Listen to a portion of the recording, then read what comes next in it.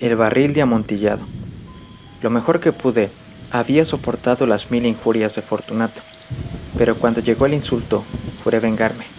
Vosotros, que conocéis tan bien la naturaleza de mi carácter, no llegaréis a suponer, no obstante, que pronunciara la menor palabra con respecto a mi propósito.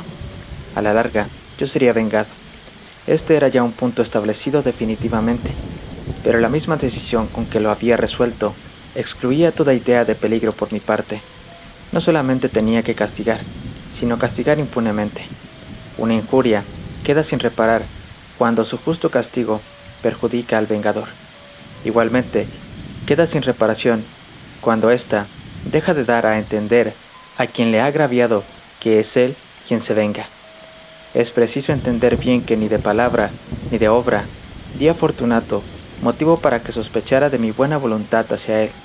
Continué, como de costumbre, sonriendo en su presencia, y él no podía advertir que mi sonrisa entonces tenía como origen en mí la de arrebatarle la vida. Aquel Fortunato tenía un punto débil, aunque, en otros aspectos, era un hombre digno de toda consideración, y aún de ser temido. Se enorgullecía siempre de ser un entendido en vinos. Pocos italianos tienen el verdadero talento de los catadores. En la mayoría, su entusiasmo se adapta con frecuencia a lo que el tiempo y la ocasión requieren, con objeto de dedicarse a engañar a los millonarios ingleses y austriacos.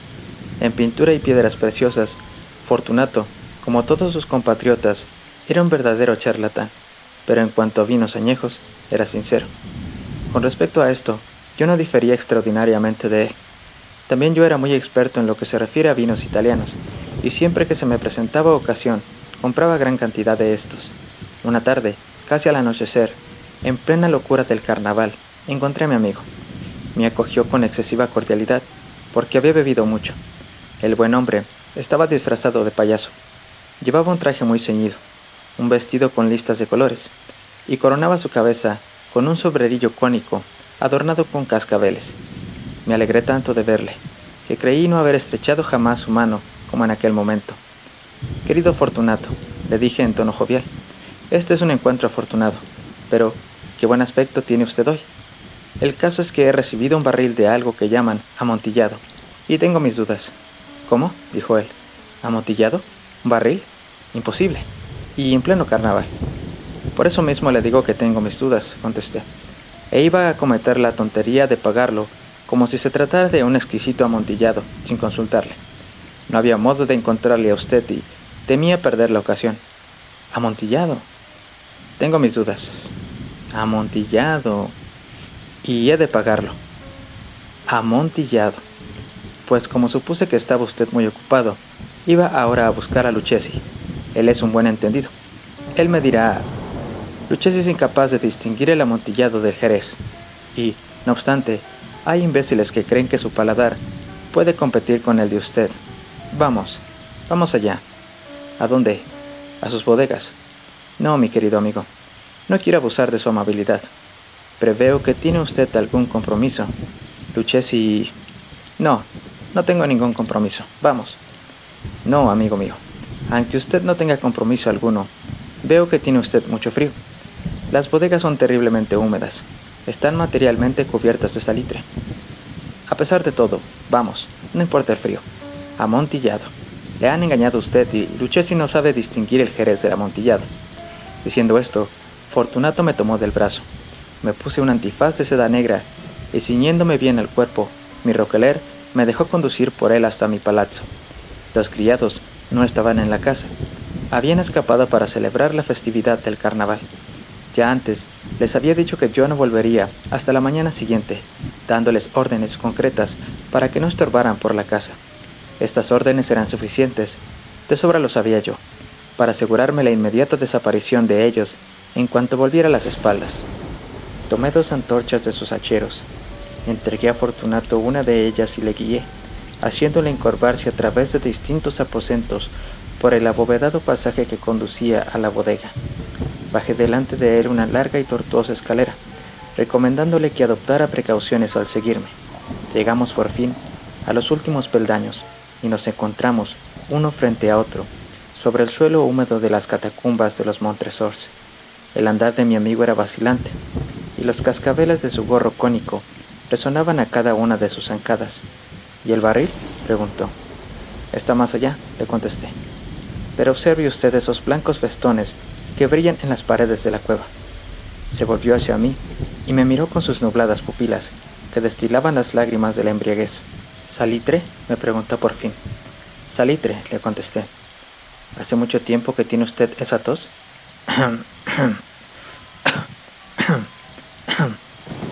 A mi pobre amigo le fue imposible contestar hasta pasados unos minutos. No es nada, dijo por último. Venga, le dije enérgicamente. Volvámonos. Su salud es preciosa, amigo mío. Es usted rico, respetado, admirado, querido. Es usted feliz, como yo lo he sido en otro tiempo. No debe usted malograrse. Por lo que a mí respecta, es distinto. Volvámonos. Podría usted enfermarse, y no quiero cargar con esa responsabilidad. Además, cerca de aquí vive Lucchesi. Basta, me dijo. Esta tos carece de importancia. No me matará. No me moriré de tos. Verdad, verdad, le contesté. Realmente, no era mi intención alarmarme sin motivo, pero debe tomar precauciones. Un trago de este Medoc le defenderá de la humedad. Diciendo esto, rompí el cuello de una botella que se hallaba en una larga fila de otras análogas, tumbadas en el húmedo suelo. Beba, le dije, ofreciéndole el vino. Llevóse la botella a los labios, mirándome de soslayo. Hice una pausa y me saludó con familiaridad. Los cascabeles sonaron.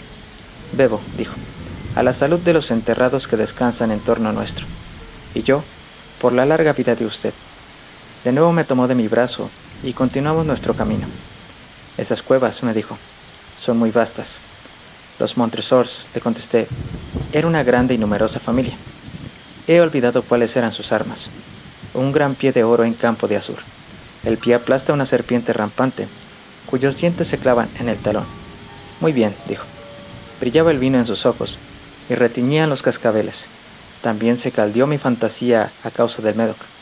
Por entre las murallas formadas por montones de esqueletos, mezclados con barriles y toneles, llegamos a los más profundos recintos de las catacumbas. Me detuve de nuevo. Esta vez me atreví a coger a Fortunato de un brazo, más arriba del codo. El salitre, le dije. Vea usted cómo va aumentando, como si fuera musgo. Cuelga de las bóvedas. Ahora estamos bajo el lecho del río. Las gotas de humedad se filtran por entre los huesos. Venga usted. Volvamos antes de que sea muy tarde. Esa tos... No es nada, dijo. Continuemos. Pero primero echemos otro traguito de Medoc.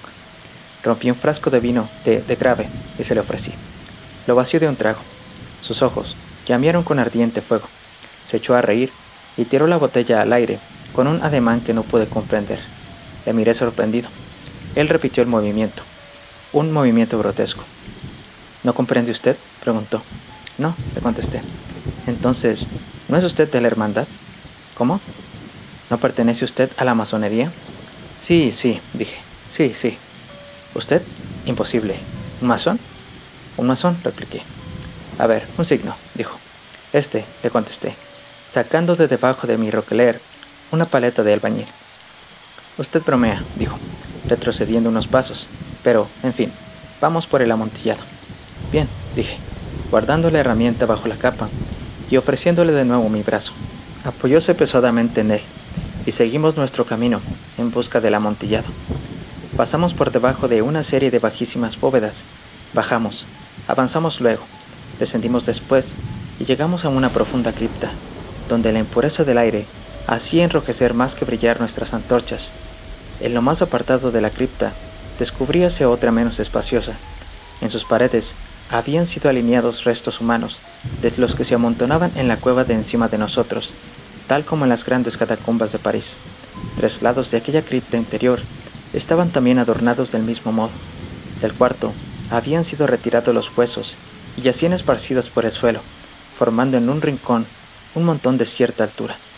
Dentro de la pared, que había quedado así descubierta por el desprendimiento de los huesos, veíase todavía otro recinto interior, de unos 4 pies de profundidad y 3 de anchura, y con una altura de 6 o 7. No parecía haber sido construido para un uso determinado, sino que formaba sencillamente un hueco entre 2 de los enormes pilares que servían de apoyo a la bóveda de las catacumbas, y se apoyaba en una de las paredes de granito macizo que la circundaban. En vano, Fortunato, levantando su antorcha casi consumida, trataba de penetrar la profundidad de aquel recinto. La débil luz nos impedía distinguir el fondo. «Adelántese», le dije. «Allí está el amontillado. Si aquí estuviera Lucchesi». «Es un ignorante», interrumpió mi amigo, avanzando con inseguro paso y seguido inmediatamente por mí. En un momento llegó al fondo del nicho y, al hallar interrumpido su paso por la roca, se detuvo atónito y perplejo. Un momento después, había yo conseguido encadenarlo al granito. Había en su superficie 2 argollas de hierro, separadas horizontalmente una de otra por unos 2 pies. Rodear su cintura con los eslabones para sujetarlo fue cuestión de pocos segundos. Estaba demasiado aturdido para ofrecerme resistencia. Saqué la llave y retrocedí, saliendo del recinto. «Pase usted la mano por la pared», le dije, «y no podrá menos que sentir el salitre. Está, en efecto, muy húmeda. Permítame que le ruegue que regrese, ¿no? Entonces, no me queda más remedio que abandonarlo. Pero debo antes prestarle algunos cuidados que están en mi mano». «El amontillado», exclamó mi amigo, quien no había salido aún de su asombro. «Cierto», repliqué, «el amontillado. Y diciendo estas palabras, me ataré en aquel montón de huesos a que antes he aludido. Apartándolos a un lado, no tardé en dejar al descubierto cierta cantidad de piedra de construcción y mortero. Con estos materiales y la ayuda de mi paleta, empecé activamente a tapar la entrada del nicho. Apenas había colocado el primer trozo de mi obra de albañilería, cuando me di cuenta de que la embriaguez de Fortunato se había disipado en gran parte. El primer indicio que tuve de ello fue un gemido apagado que salió de la profundidad del recinto. No era ya el grito de un hombre embriagado. Se produjo luego un largo y obstinado silencio. Encima de la primera hilera coloqué la segunda, la tercera y la cuarta, y oí entonces las furiosas sacudidas de la cadena. El ruido se prolongó unos minutos, durante los cuales, para deleitarme con él, interrumpí mi tarea y me senté en cuclillas sobre los huesos. Cuando se apaciguó por fin aquel rechinamiento, cogí de nuevo la paleta y acabé sin interrupción la quinta, sexta y séptima hileras. La pared se hallaba entonces a la altura de mi pecho. De nuevo me detuve, y levantando la antorcha por encima de la obra que había ejecutado, dirigí la luz sobre la figura que se hallaba en el interior.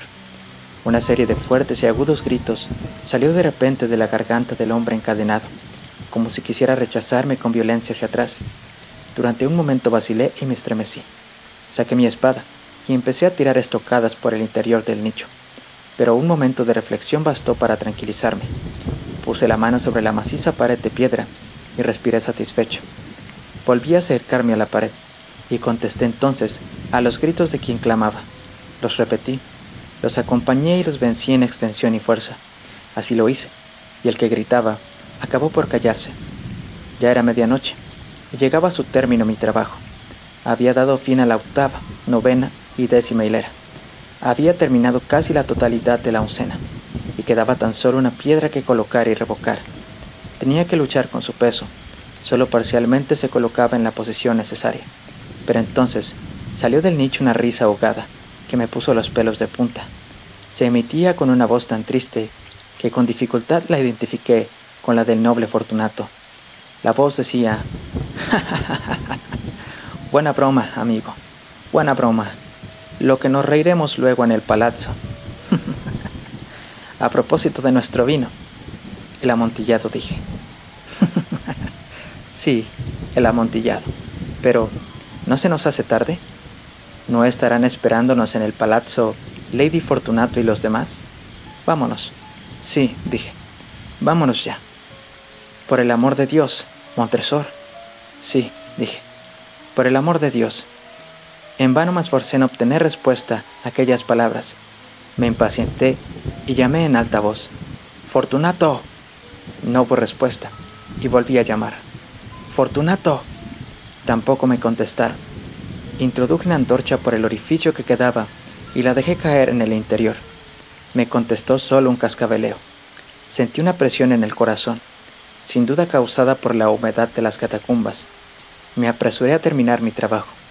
Con muchos esfuerzos, coloqué en su sitio la última piedra y la cubrí con argamasa. Volví a levantar la antigua muralla de huesos contra la nueva pared. Durante medio siglo, nadie los ha tocado. Inpache requiescate. Fin.